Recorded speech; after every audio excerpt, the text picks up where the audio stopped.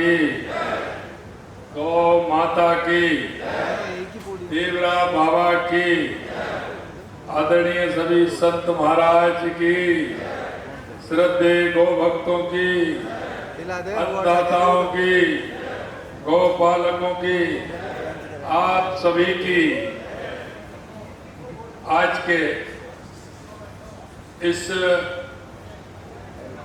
गौ महाकुंभ के इस कार्यक्रम में मंच पर विराजमान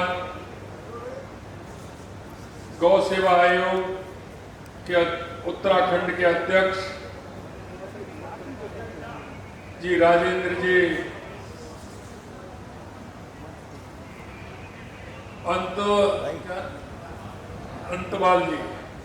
अंतपाल जी, गौ सेवा आयोग के अध्यक्ष उत्तर प्रदेश श्याम प्यारे गुप्ता जी, हमारे जयपुर जिले की जिला प्रमुख श्रीमती रमा चोपड़ा जी, कोऑर्डिनेटर गौ महाकुंभ नवरंग जी, प्रथम गौपालन रत्न अवार्डी सुरेंद्र अवाना जी, कार्यक्रम के संयोजक संजय अग्रवाल जी, परम पूज्य महाराज विमर्शानंद गिरी महाराज जी, शिवबाड़ी बीकानेर, विधायक अलीगढ़ विधान परिषद सदस्य श्री ऋषिपाल सिंह जी, हमारे पार्टी के प्रवक्ता लक्ष्मीकांत भारद्वाज जी, जगबीर जी, हमारे फर्स्ट इंडिया के भाई पवन जी, सभी हमारे संतगण, सभी इस कार्यक्रम में आए मेरे पूजाइयों, बुजुर्गों, नौजवान दोस्तों, माता और बहनों, सबसे पहले तो मैं आप सभी को धन्यवाद देना चाहता हूं कि एक अच्छे काम के लिए सभी यहाँ आप एकत्रित हुए हैं।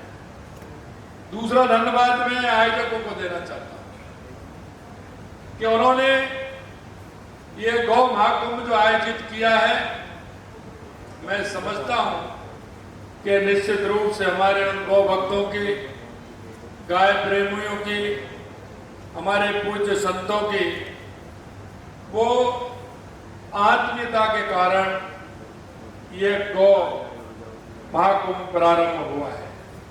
मैं उन सभी को जिन्होंने इसमें हिस्सा लिया है और जिन्होंने ये कार्यक्रम आयोजित किया है, मैं उन सभी को बहुत बहुत शुभकामनाएं देता हूं, बहुत बहुत बधाई देना चाहता हूं।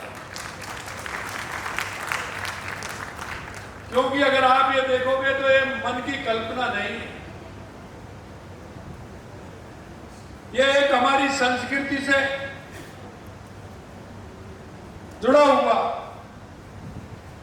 बहुत बड़ा काम आप लोगों ने किया है। मित्रों, जब हम गांव में सुबह जगते हैं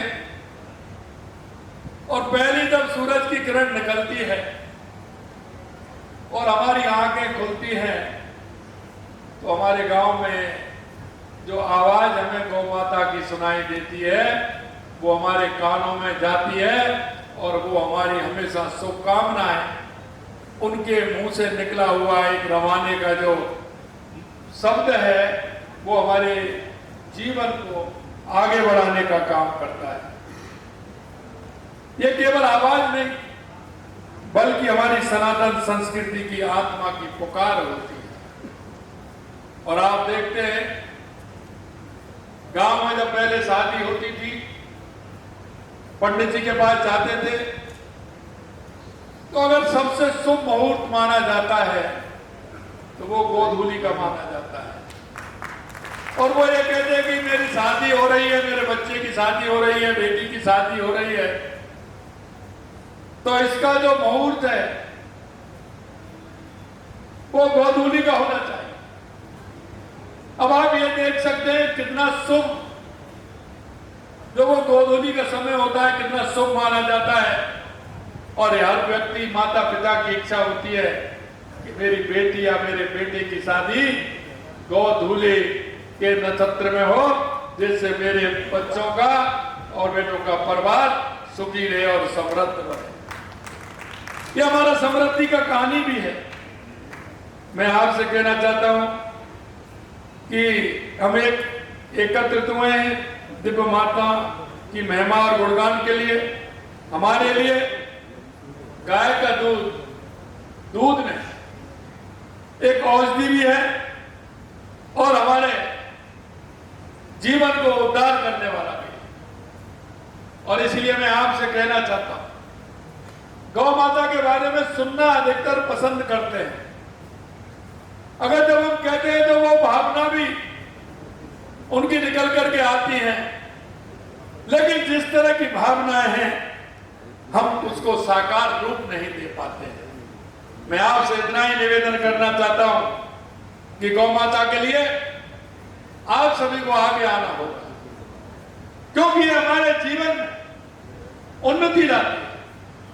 ये हमारे जीवन में हमारे कष्टों को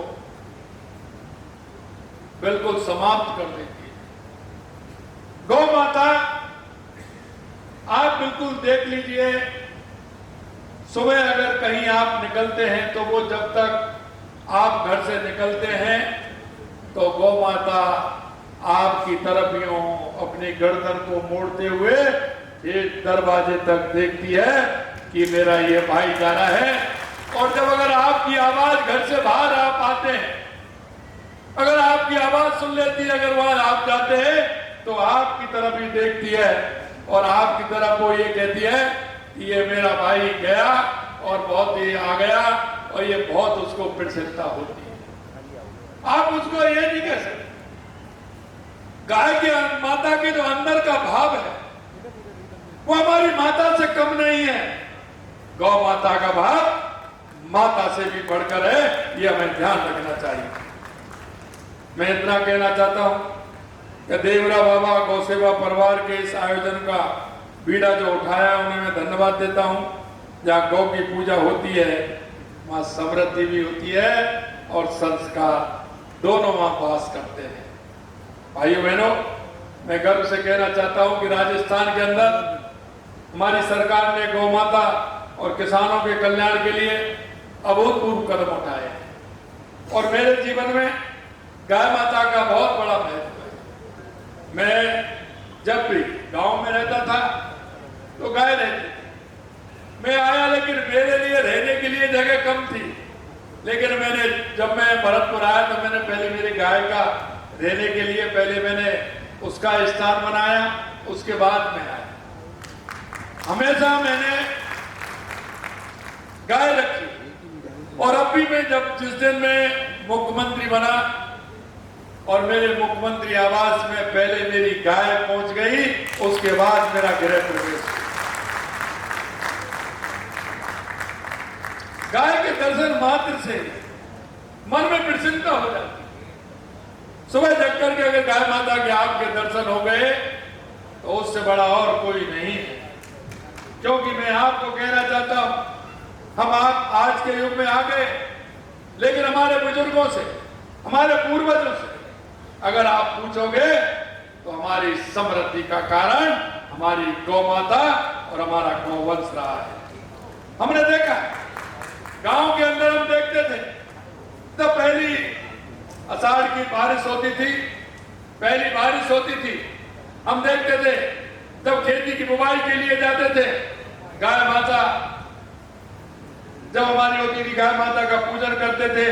अब जब बैल आते थे तो घर के आगे आगे खड़े हो जाते थे, माता बहनें हमारी घर से निकलती थी, वो जो बोने के लिए जाते थे उसका भी पूजन करती थी और सर पर जो बीज होता था उसकी भी पूजन करती थी और बैलों का भी पूजन करते थे।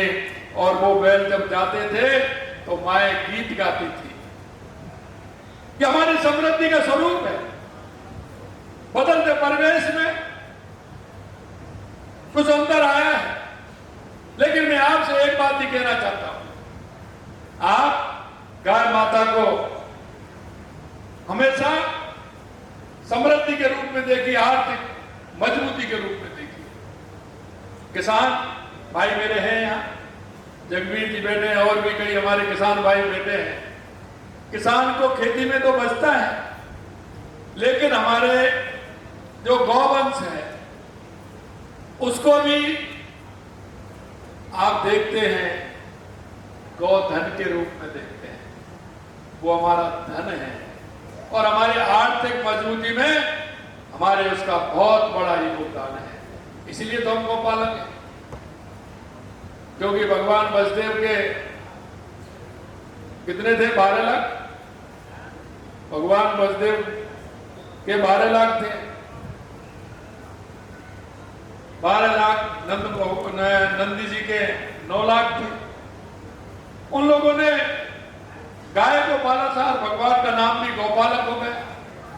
भगवान ने उन गाय को किस रूप में देखा, आप सभी देख सकते हैं। जब भगवान देख सकते हैं तो हमने हमारा भी विचार करना चाहिए और गौ माता को जो हमारा समर्पण है वो हमें करना चाहिए।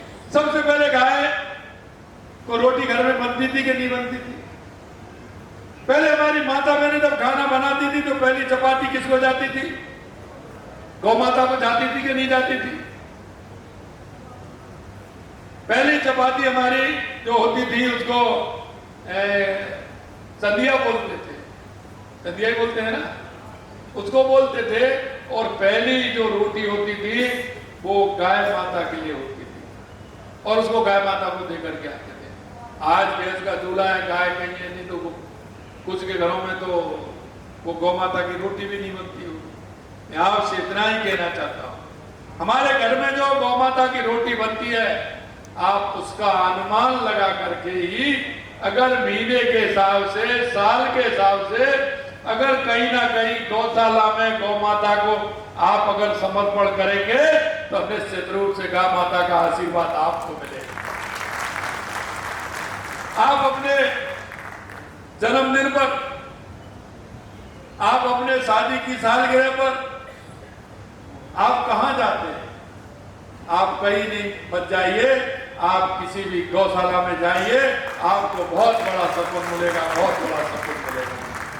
इसलिए मैं कहना चाहता हूं मेरे भाई और बहनों, जब से हमारी सरकार आई हमने गौशाला के लिए बहुत काम किए हैं।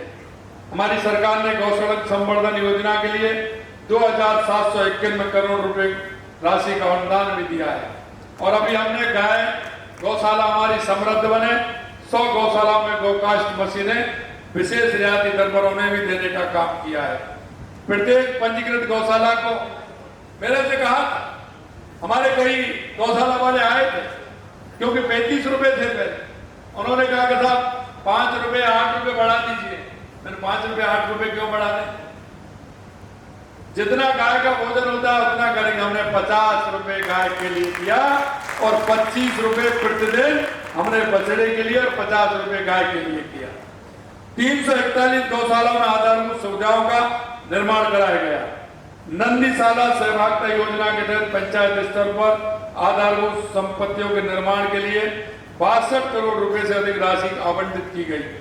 हमारी प्रतिबद्धता का यह प्रमाण है कि लगातार हम गाय की सेवा के लिए काम कर रहे हैं। यही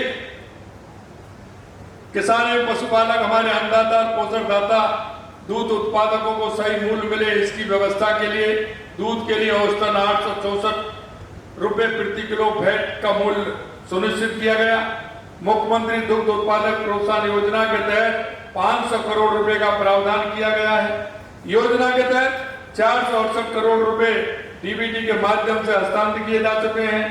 और हमने किसानों की समृद्धि के लिए तो किसान, देश के यशस्वी प्रधानमंत्री नरेंद्र मोदी जी ने किसानों के लिए किसान सम्मान निधि की है। हमने भी उस किसान सम्मान निधि को डबल करने का काम किया है। हमने पहले 6000 से 8000 की, अब 9000 कर दी। आने वाले समय में चरणबद्ध तरीके से हम भी उसको बढ़ा करके 12000 करेंगे। 6000 से 12000 हमारी वो हो जाएगी। और इसी तरह से हमने राजस्थान में गौपालक क्रेडिट कार्ड भी देने का काम किया है। पहले हमने 1 लाख रुपए गौपालक क्रेडिट कार्ड के लिए दिया था। उसमें कुछ नहीं करना, उसमें जमीन को भी उसमें नहीं लिखना है, कुछ नहीं करना है। आपको सिर्फ गौपालक कार्ड के लिए 1.5 लाख रुपए मिलेगा, जिससे गाय खरीदिए, घर में बच्चों को दूध पिलाइए, जिससे आने वाली पीढ़ी हमारी समृद्ध हो, मजबूत हो। इसके लिए भी हमने काम किया है। और आपने देखा होगा अभी हमने एक निर्णय और किया, क्योंकि छोटी खेती होती है, जो लघु सीमांत होते हैं, किसान होते हैं, उन पर ट्रैक्टर नहीं होता है, उनके लिए भी हमने काम किया है। हमने कहा है जो बैलों से खेती करेगा उसके लिए हमारी सरकार 30,000 रुपए का अनुदान देगी। और मैं आपसे कहना चाहता हूं, जहां छोटी खेती वाला हमारा जैसे बांसवाड़ा, डूंगरपुर, प्रतापगढ़, सलूमर, उदयपुर में हमारे ये लोग काफी संख्या में बैलों की खेती के माध्यम से हमारे जो अनुदान दिया उसके माध्यम से खेती करने लगे हैं। और मैं आपको यही कहना चाहता हूं कि उन लोगों को, क्योंकि बहुत बड़ा सहारा होता है, अभी हमारे संजय जी बता रहे थे कि ये खेती में भी समृद्धि है। अरे मैं आपसे कहना चाहता हूं, जहां गाय या हमारा बैल अगर है तो वो अगर रहेगा तो उसका जो गोबर है वो हमारे इस खाद से कई गुना काम करता है और कई साल तक काम करता है। अगर वो हमारा बैलवा रहेगा तो उसकी समृद्धि और होगी कि वो गोबर जो हमारे खेतों में जाएगा तो हमारी उपज भी उससे बढ़ेगी। मैं यही कहना चाहता हूं, राजस्थान केवल कृषि प्रधान राज्य बनकर ना रहे, बल्कि आने वाले समय में पूरे भारत का सबसे बड़ा डेयरी हब भी बने। हमने डेयरी के लिए भी काम किया। हमारे किसान को जो डेयरी में दूध देता है 5 रुपया लीटर का अनुदान उस पर हमारी सरकार देती है, कि जिससे कि हमारा किसान समृद्ध हो और हमारे किसान की उन्नति हो। और गौपालकों से मैं कहना चाहता हूं, आप गाय रखोगे, गाय का दूध अगर डेयरी पे दोगे तो 5 रुपए तो आपको सरकार ही दे रही, 5 रुपए सरकार दे रही है। आप गाय के मूत्र का उपयोग कर सकते हैं, उसके गोबर का उपयोग कर सकते हैं, उससे खेती उत्तम होती है। ये काम भी हम लगातार कराने का प्रयास कर रहे हैं। और मैं अंत में आपसे इतना कहूंगा कि लगातार हमारी सरकार ने काम किया है। 33,000 से अधिक दुग्ध उत्पादकों को 3 लाख रुपए का बीमा भी हम कर रहे हैं, बीमा भी उसमें हो रहा है। मैं आपसे इतना ही कहना चाहता हूं कि लगातार हमारी सरकार गौ माता के लिए और गौवंश के लिए लगातार काम कर रही है।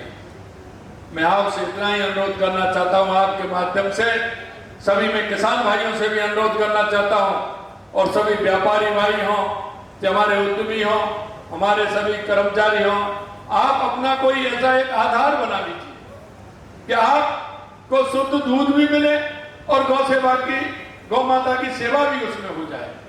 अगर कई लोगों ने, मैंने देखा है जयपुर के अंदर कई 10-10, 15-15 लोगों ने मिलकर के एक उससे बाहर, जयपुर से बाहर कई गौशालाएं खोल रखी है और उन्होंने एक आदमी भी रख रखा है। शाम को कई लोग जाते भी हैं, वो आराम से घूम के आते हैं, दूध भी लेकर के आते हैं। मैं आपसे यही कहना चाहता हूं, हमको प्रतिदिन ये प्रण लेना चाहिए कि गौ माता की सेवा करनी चाहिए। गौ माता के ग्रास के लिए हमें जो हमारे घर की परंपरा थी, हमारी संस्कृति थी कि पहली रोटी गाय को जानी चाहिए, तो जानी चाहिए, जिससे हमारी गौ माता का पूरी तरह से व्यवस्था हो सके। इस महाकुंभ में 3 बड़े संदेश मिलते हैं। पहला गौ माता की रक्षा करना। हमारी गौ माता हमारे जीवन का आधार है। हमें सुनिश्चित करना कि कोई भी गाय भूखी ना मरे, भूखी ना रहे, गौशाला संसाधनों की कमी ना रहे। हर व्यक्ति अपने स्तर पर गौ सेवा का कार्य करे। दूसरा, किसानों को सशक्त करने का। किसान केवल खेतों से नहीं, किसान हमारे दूध, दही, घी और इससे भी समृद्ध होते हैं, तो इस काम को भी करेंगे। हमें किसान पता है कि आधुनिक तकनीक से खेती करता है, लेकिन गाय माता का कोई मुकाबला नहीं है। अगर आप गाय घर में रखेंगे तो आपकी समृद्धि भी आएगी और पैदा भी अच्छी होगी। इतना मैं आप सभी से कहना चाहता हूं। ये कार्यक्रम जो आपने रखा है उसके लिए मैं बहुत बहुत बधाई देना चाहता हूं और आप सब गौ माता के कार्यक्रम रख करके निश्चित रूप से आपके मन को बहुत बड़ी शक्ति भी मिली होगी और शांति भी मिली होगी और आपका हौसला भी बड़ा होगा। आप इसी हौसले से काम करते रहें और आज गौ माता की सेवा करते हम अपनी संस्कृति और अपनी अर्थव्यवस्था और पर्यावरण का भी ध्यान रखते हैं। और मैं तो ये कहता हूँ कि हमारी संस्कृति है कि हम नदियों को भी पूजते हैं, हम पहाड़ों को भी पूजते हैं, हम पेड़ों को भी पूजते हैं। गाय माता हमारी पूज्य है, हमारे जीवन का आधार है। हमारी गाय माता को ध्यान रखते हुए हम हमारी गाय माता का ध्यान भी रखेंगे और अपने राज्य को, अपने देश को समृद्धि बनाने का काम करेंगे। आप सभी इस महाकुंभ में आए हैं और ये महाकुंभ लगा है।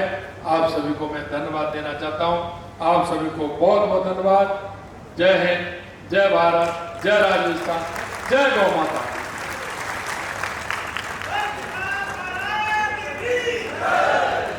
बहुत बहुत धन्यवाद माननीय मुख्यमंत्री महोदय। निश्चित रूप से जिस प्रकार से आपका उद्बोधन रहा, हम सब समझ सकते हैं कि ऐसा उद्बोधन वही व्यक्ति दे सकता है जिसने खेत में पसीना बहाया हो। इतना आत्मिक और आनंददायक उद्बोधन आपका रहा। निश्चित रूप से ये कहा जा सकता है कि अपने उद्बोधन में सरकार जो कुछ श्रेष्ठ कार्य कर रही है गौशालाओं के संदर्भ में, गौ माता के संवर्धन के लिए, वो तो है ही, लेकिन साथ ही साथ एक प्रेरणा हम सब